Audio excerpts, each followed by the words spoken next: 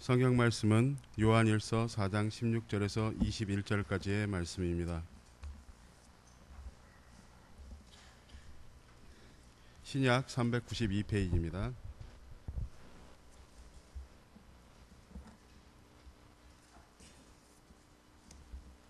받들어 봉독하겠습니다. 하나님이 우리를 사랑하시는 사랑을 우리가 알고 믿었노니 하나님은 사랑이시라. 사랑 안에 거하는 자는 하나님 안에 거하고 하나님도 그의 안에 거하시느니라. 이로써 사랑이 우리에게 온전히 이루어진 것은 우리로 심판날에 담대함을 가지게 하려 함이니 주께서 그리하신과 같이 우리도 이 세상에서 그리하니라. 사랑 안에 두려움이 없고 온전한 사랑이 두려움을 내쫓나니 두려움에는 형벌이 있음이라. 두려워하는 자는 사랑 안에서 온전히 이루지 못하였느니라. 우리가 사랑함은 그가 먼저 우리를 사랑하였음이니라. 누구든지 하나님을 사랑하노라 하고 그 형제를 미워하면 이는 거짓말하는 자니 보는 바 그 형제를 사랑하지 아니하는 자는 보지 못하는 바 하나님을 사랑할 수 없느니라. 우리가 이 계명을 주께 받았나니 하나님을 사랑하는 자는 또한 그 형제를 사랑할지니라. 아멘. 함께 한다고 하는 것 굉장히 귀한 거죠, 그죠? 어떤 사람이 삶이 뭔가 이런 거 아주 고민을 했어요. 삶이 뭔가. 책도 쳐다보고 기도도 하고 답이 나오지 않는데 어느 날 혼자 이제 머리를 식히기 위해서 기차를 타고 어딘가로 향해 가고 있는데 이분이 답을 발견했어요. 답이 뭐냐면 열차 안에 이렇게 리어카 끌고 다니면서 물건 파는 분 있잖아요. 자, 삶은 달걀이 왔어요. 이렇게 얘기하는데 아, 삶이 달걀이구나.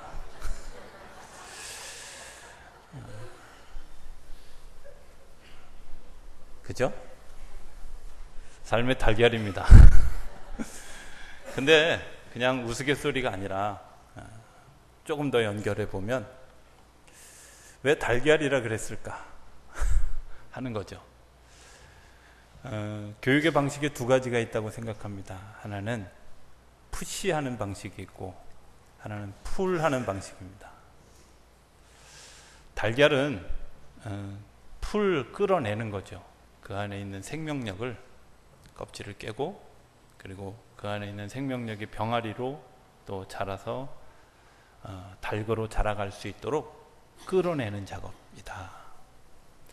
이렇게 생각해 보면 오늘 우리가 하고 있는 여러 가지 교육들이 생명력이 없는 그런 교육들을 하고 있을 때가 참 많이 있다. 푸시하는 교육들.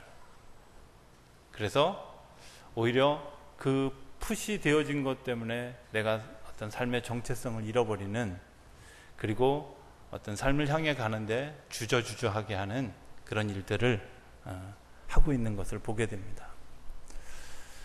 제가 20세기에 학교를 다녔기 때문에 20세기에 맹모 삼천지교라고 하는 이야기를 들을 때의 해석과 21세기에 들어와서 하는 해석이 조금 달라요. 우리 20세기에다 대부분 공부한 사람들이니까 그 아는 걸 복습해 보면 맹자의 어머니가 처음에 어디서 살았죠? 네, 이럴 줄 알았어요, 제가. 공동묘지 근처에서 살았어요. 그러니까 맨날 이 맹자가 하는 짓이 뭐냐면 아이고 이제 가면 언제 오나 이것만 하니까 이 맹자의 어머니가 야, 이거 교육 환경이 이러면 안 되겠다 이런 생각이 들어서 시장 주변으로 이사했다고 그러죠. 그러니까 이 맹자가 맨날 보는 게 뭐예요? 골라 이런 것만 배우는 거고 막 이상한 춤만 배우니까 야, 이것도 안 되겠다 싶어서 서당 근처로 옮겼더니 서당에 그 글 읽는 소리를 보고 공부하고 학자가 되어졌다. 20세기 해석입니다. 21세기 해석은 좀 다릅니다. 21세기 해석은 뭐라고 하냐면 맹자 어머니가 만약에 공동묘지에 갔을 때 또 혹은 시장 주변에 갔을 때 어떤 철학이 없이 그냥 그렇게 이사했다면 그 사람은 임기응변에 능한 사람이지 자녀를 정말 잘 교육할 만한 그런 철학이 있는 사람이 아니라는 거죠. 의도적으로 순서를 공동묘지 근처에서 그 다음에 시장에서 다시 서당 옆으로 이사했다. 그런 공동묘지 근처로 이사간 이유가 뭘까? 처음에 그곳에 살았던 이유는 죽음이라고 하는 것을 가슴으로 느끼고 내가 반드시 죽을 존재다, 죽을 수밖에 없는 존재다, 이런 걸 느끼는 그 느낌을 가질 수 있도록 공동묘지 근처에서 삶을 시작했다는 거예요. 그런데 그런 해석이 가능하다 이렇게 생각하는 것은 죽음이라고 하는 단어, 죽을 사자에 그 맨 위에 보면 한일자가 그어지고 그리고 옆에 석자가 그어지죠, 그죠? 한밤중에 비수가 날라와서 우리가 몸에 꽂히는 것, 이게 죽음입니다. 그 석자 옆에 비수 비자를 쓰잖아요. 한밤중에 비수가 날라와서, 바꿔 얘기하면 내가 전혀 대비하지 못할 때, 전혀 인지하지 못할 때 죽음이라고 하는 것이 찾아온다, 이런 의미죠. 저는 죽음에 세 가지가 없다고 생각합니다. 하나는 순서가 없습니다. 그렇죠? 순서 없습니다. 우리 송 전사님 아픔을 겪었지, 딸이 아픔을 겪었지만 뱃속에 있을 때도, 이 세상에 미처 태어나지 못했을 때도 죽음을 경험하고요. 저 사람이 왜 나보다 먼저 가야 돼? 이렇게 생각하는 사람들이 먼저 가는 것이 죽음입니다. 순서 없습니다. 또 장소 없습니다. 그죠? 장소 정해져 있지 않습니다. 또 하나는 정해진 시간도 없습니다. 창세기 4장에 보면 이런 얘기합니다. 사람들이 비로소 하나님의 이름을 불렀다라고 이야기하는 그 사람이 누구냐면 에노스라는 사람인데, 에노스는 풀어보면 죽을 수밖에 없는 존재, 내가 죽을 수밖에 없는 존재라고 하는 것을 인식했을 때 비로소 하나님을 불렀다는 것. 오늘 우리가 하나님을 부르지 않고 산다는 말은 아직도 내가 죽음 끝에 와 있다, 죽음에 임박해 와 있다 하는 것을 인지하지, 머리는 아는데 내가 가슴으로 인지하지 않는 사람. 내 생명을 주관하시는 분이 하나님입니다 하고 고백하는 사람, 그 사람들은 내가 죽을 수밖에 없는 존재고 죽음의 순서도 없고 정해진 시간도 없고 장소도 없다고 하는 사실을 인지하는 사람은 그 사람은 하나님을 부를 수밖에 없다는 겁니다. 이사야서에 보면 인생의 죽음은 숨 쉬는 것과 같다. 내가 내민 쉼이 다시 내 코로 돌아오지 못하면 그 사람은 죽은 사람이다, 이렇게 이야기하죠. 맹자의 어머니가 죽음을 먼저 자녀에게 가르쳤다 하는 것은 그 자녀의 삶 속에서 내가 살아야 되는 삶의 이유, 내가 살아가는 그 순간순간이 얼마나 중요한가, 내 삶을 사는 그 과정이 얼마나 귀한 시간들인가 하는 것들을 자녀에게 던져주기 위한, 깨닫게 해주기 위한, 몸으로 느낄 수 있도록 해주기 위한 어머니의 배려였다 하는 것이 21세기에 나오는 첫 번째 해석이죠. 저는 그 말에 굉장히 동의합니다. 삶을 살면서 왜 사는지 모르면, 내가 어떻게 살아야 되는지가 분명하지 않으면 시간을 낭비하고 내가 죽음의 자리에 갔을 때 남는 것이 후회하는 것밖에 남지 않습니다. 그런데 그 후회하는 삶을 살아가고 있는 우리의 모습을 보게 되지요. 하이네라고 하는 그런 제가 일부 예배에는 이름을 제가 잘못했는데, 하이네라고 하는 사람의 자서전을 이 한 주간에 보게 됐습니다. 이 하이네의 자서전 가운데 보면 이런 이야기가 나옵니다. 이분이 유럽의 두 가지 중요한 그런 그 문화가 있죠. 그리스 로마 신화로 대표지는 헬레니즘 문화와 그 다음에 기독교로 대표지는 히브리즘 문화가 있습니다. 그런데 헬레니즘 문화에 굉장히 친숙해 있었던 분이 이 하이네라고 하는 시인이죠. 이 하이네가 어느 날 루브르 박물관에 가서 그 비너스 동상을 본 겁니다. 비너스가 뭔지는 아시죠? 일부는 모르더라고요. 이렇게 팔 없는 분 있잖아요. 그 팔 없는 그분을 이렇게 쳐다보고 있는데 이렇게 이야기하는 것처럼 들렸다고 그 자서전을 기록하고 있습니다. 너는 나에게 무언가를 달라고 매달리는데 나는 너를 구원할 힘이 없어. 나는 팔이 없어. 안아주고 싶은데 팔이 없어. 너와 차원이 같아. 같이 울어주고 슬퍼해줘도 안아줄 수가 없어. 헬레니즘 문화의 대표적인 신들, 헤라클레스나 뭐 이런 그 신들에게서 느꼈던 그 감정을 이 하이네라고 하는 시인이 그대로 그냥 그 기술하면서 그 신들이 아무런 도움이 될 수 없음을 인지하고, 그리고 그것들로부터 돌아서서 히브리즘으로, 내가 믿음의 하나님을 믿는 믿음으로 바뀌어지고 난 다음에 그가 인생 말년에 고백하는 그 고백이 이런 겁니다. 인간이 못하는 것, 잡신들이 못하는 것, 두 팔을 뻗어 안아주시는 것은 여호와 하나님이었다 하는 겁니다. 오늘 우리가 죽음 앞에서 왜 두려워하는가? 오늘 본문의 18절에 보면 사랑하는 것은 두려움이 아니다. 그렇죠? 근데 그 말은 두려움이 우리 가운데 있습니다. 하나님의 사랑 안에 있으면, 바꿔 얘기하면 그리스도 안에 있으면 두려움이 없고 온전한 사랑, 그분이 나를 온전하게 내가 그 안에 들어가면 두려움을 내어 쫓는다고. 어떤 두려움? 죽음에 대한 두려움, 삶에 대한 두려움, 그리고 삶을 극복해가는 두려움. 제가 처음에 삶은 달걀이라고 얘기하면서 끌어내는 거다. 교회라고 하는 말, 에클레시아라고 하는 말입니다. 이 에클레시아라는 말은 세상으로부터 불러내서 다시 세상으로 파송한다, 이런 의미입니다. 세상으로부터 불러내는 겁니다. 왜?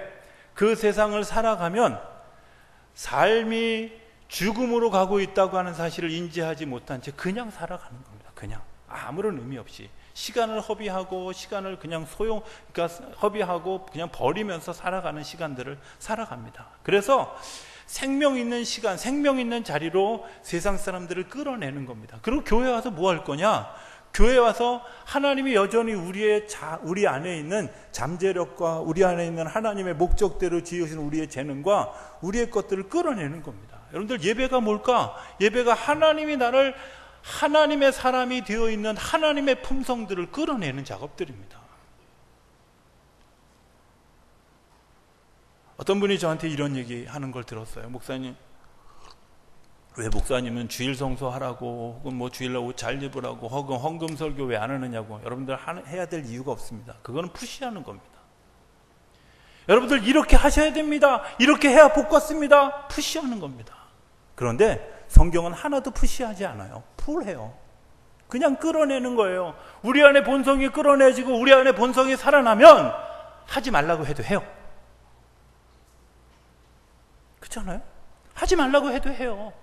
내 안에 하나님의 거룩한 능력이 있다는 사실을 깨닫고 나면 그 이상의 일들도, 그 이상의 놀라운 일들도, 저는 30배, 60배, 100배를 설명할 때, 제 마음속에 설명할 때 이렇게 설명합니다. 하나님이 주시는 능력이 우리 안에서 살아나면 100배 정도가 이건 기본이라는 겁니다.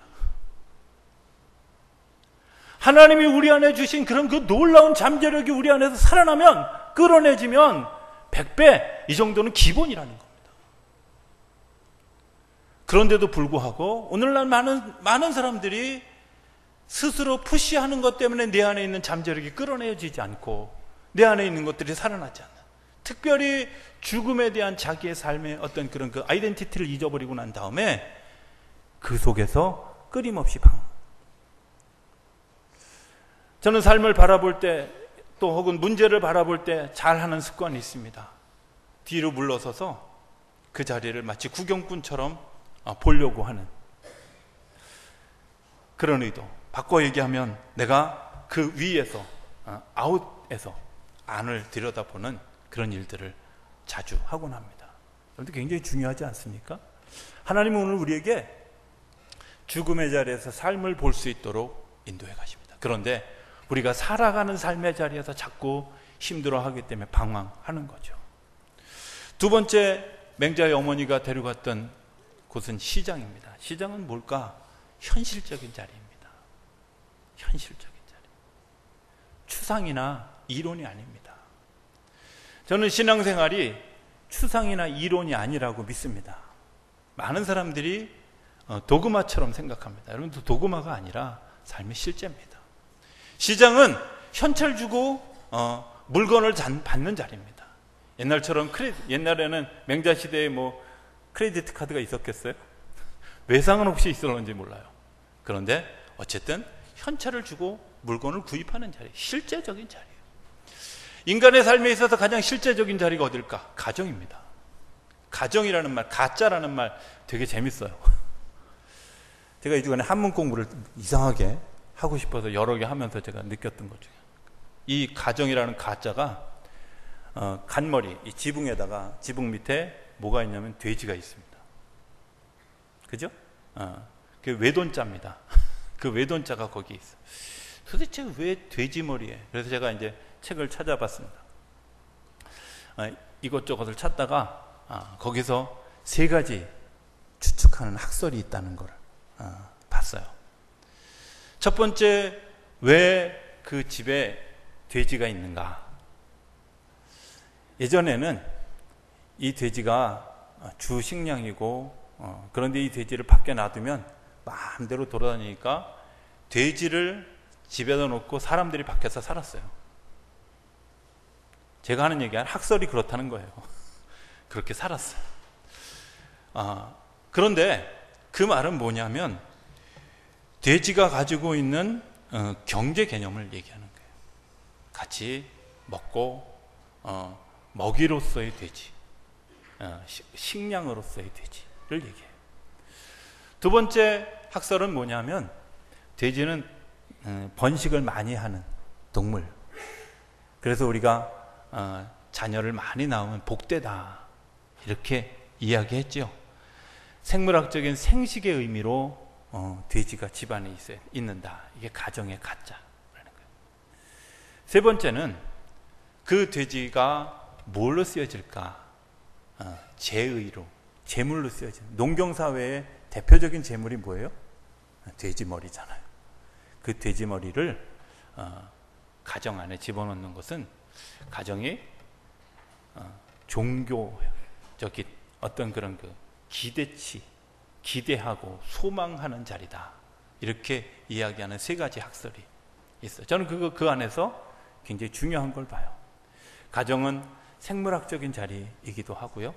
또 경제 개념의 자리이기도 하고, 또 다른 종교적인 제의의 자리이기도 하다는 겁니다. 그런데 성경은 창세기 3장부터 가정에 대한 얘기를 계속해요. 국가가 건강해질 수 있는 가장 좋은 일이 뭘까? 성경이 말하는 국가가 건강해지는 건 가정이 건강해지면 국가는 건강해집니다. 병든 사회는 뭐냐? 가정이 무너지면, 가정 윤리가 무너지고 가정이 깨지면 여러분들 사회도 당연히 병들게 되어 있습니다. 그럼 도대체 가정이라는 게 뭘까? 예를 하나 들면 이런 겁니다. 어떤 사람이 사냥을 하다가 돼지 한 마리를 잡았습니다. 멧돼지. 오늘 돼지 얘기를 너무 많이 하는데 자, 이 멧돼지를 한 마리를 잡았는데 그거를 거기서 그냥 잡아서 배고프다고 다 먹는 사람은 가정이 있는 사람이 아닙니다. 내가 배고프고 힘이 든데도 불구하고 그 돼지를 끌고 집으로 가져가서 가족들과 함께 먹는 사람은 가장입니다. 바꿔 얘기하면 내가 그것을 위해서 수고하고 애쓰고 섬기는 것이 있는 자리가 가정이라는 거죠. 가족의 원리는 내가 섬기고 세워가는 데 있습니다. 성경이 말하는. 그런데 많은 사람들이 가정의 원리를 시장 원리처럼 생각합니다. 그래서 돈을 못 벌어다 주는 남편 이혼해도 된다. 이렇게 생각하는 아주 희한한 논리가 우리 사회 속에 있고, 이 사회 속에 있는 사회, 그런 경제 중심의 사회가 이혼율이 부쩍부쩍 늘어나는 일들이 일어나게 된다는 거예요. 가정은 하나님이 우리에게 부여하신 그런 삶의 자리입니다. 하나님께서 우리에게 주신 축복된 자리입니다. 그런데도 불구하고 가정이 그런 것들로 사용되어지지 않고 경제적인 혹은 번식의 수단으로만 사용되어진 것 때문에 방향을 잃어버렸고, 가정이 붕괴된 것 때문에 사회가 무너지는 일들이 일어나게 되어졌다는 겁니다. 여러분들, 여기에서 인간의 두려움이 시작됩니다. 자, 그러면 그 가정을 이루어가는 가장 근간이 무엇일까? 사랑함입니다. 그죠? 사랑함입니다. 저는 이 사랑함의 대상을 어떻게 확장시켜 가야 될 것인가 하는 것들을 말씀 속에서 보기를 원합니다. 오늘 성경은 분명하게 이렇게 얘기합니다. 확장되어지는 사랑. 하나님을 사랑하느냐? 이웃을 사랑하는 것부터 해야 된다. 이게 오늘 성경이 말하는 19절 이하 21절까지의 내용입니다. 자, 이렇지 않습니까? 사랑한다고 하는 것, 제일 먼저 배우는 사랑이 뭐냐면 남녀 간의 사랑입니다. 그렇죠? 누구로부터 배운, 부모로부터 배운 사랑을 그만큼 받기 못합니다. 부모로부터 배운 사랑만큼 받기 못합니다. 그리고 그 사랑의 훈련을 통해서 내가 이제 자녀를 사랑하는 훈련을 하는 겁니다. 자녀를 사랑하는 훈련이 되어지고 나면 그 다음에 자녀들과 더불어서 내 이웃과 더불어 살아가는 삶의 훈련을 해가는 겁니다. 남녀 간의 사랑, 저는 변하지 않는 굉장히 중요한 아주 그 삶의 모토로 삼고 있는 확신 하나가 뭐냐면, 부부는 영촌이고요, 자녀들하고는 일촌입니다. 자녀들보다 부부가 더 가까워야 된다고 저는 믿습니다. 아무도 아멘 안 해도 저는 그렇게 믿습니다. 가끔은 이런 분들이 있습니다. 아우, 저기 반찬, 저기 자녀 잘 먹으라고 만들어 놓은 저 고기 반찬 남편이 집어먹어서 너무 밉다고. 곤란합니다. 이러면 우선순위가, 영순위가 남편이어야 되고 아내여야 됩니다. 아멘 할 때까지 내가 말 바꿔서 계속할 작정입니다. 이건 강요하는 겁니다. 굉장히 중요해요. 어느 순간 남편의 자리, 아내의 자리가 없고요, 자녀들의 자리만 남았어요.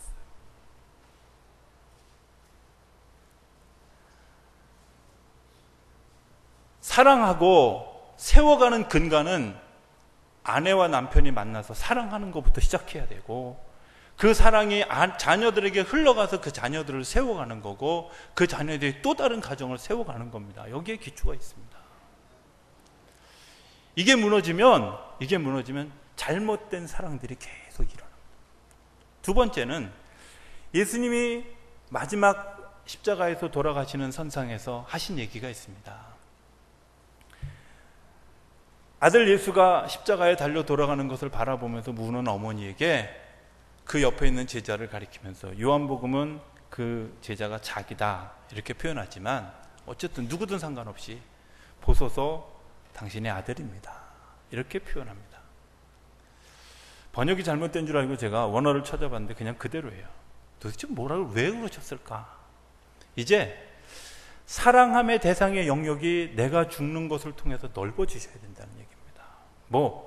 혈육적 아들은 나지만 당신의 옆에 있는 그 사람도 당신의 아들이고, 나를 십자가에 못 박고 그리고 조롱하고 비난하고 그리고 희롱하는 저들도 당신의 아들이고, 예수님의 그 겉옷을 제비 뽑아서 나누는 로마의 군병들도 당신의 아들입니다. 이 얘기하는 거예요.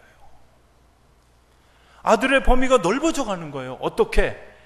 그냥 내 자녀만, 내 품 안에 있는 내 가족만이 사랑의 대상이 아니라 나와 더불어 살아가는 모든 이들, 나와 더불어 살아가는 그 모든 이들이 사랑의 대상으로 넓혀져 가야 된다는 겁니다. 사랑의 대상으로 넓혀져 가는 그 일들을 하는 것이 성숙함이다. 하나님을 사랑하는 것이다. 오늘 본문은 이렇게 얘기하는 겁니다. 사람을 사랑하는 데서 끝나는 것이 아니라 계속되어져서 이 사람도 사랑하고 이런 사람도 받아들일 수 있고 이런 사람도 사랑하고 이런 사람도 섬길 수 있고 하는 영역이 점점 넓어진 사람이 결국 할 수 있는 것이 뭐냐? 하나님을 사랑하는 행위다. 하나님을 사랑하기 때문에 하나님의 형상을 가진 그 한 사람 한 사람들을 다 사랑할 수 있는 거라고 얘기하는 겁니다. 사랑해야 되는 거 해도 되고 안 해도 되는 게 아니라 의무입니다. 그 의무를 잃어버리면, 그 삶의 실제를 잃어버리면 아무런 의미. 다시 한번 맹자 얘기할까? 시장에서 맹자가 뭘 봤냐? 실제를 뵀어요. 아, 사람 사는 게 이론이 아니구나. 그리고 사당 옆에 가니까 뭐가 보여요? 내가 왜 살아야 되는지, 내가 어떻게 살아야 되는지 이게 보이니까 공부가 되는 거예요. 그리고 학자가 되고 그러세요.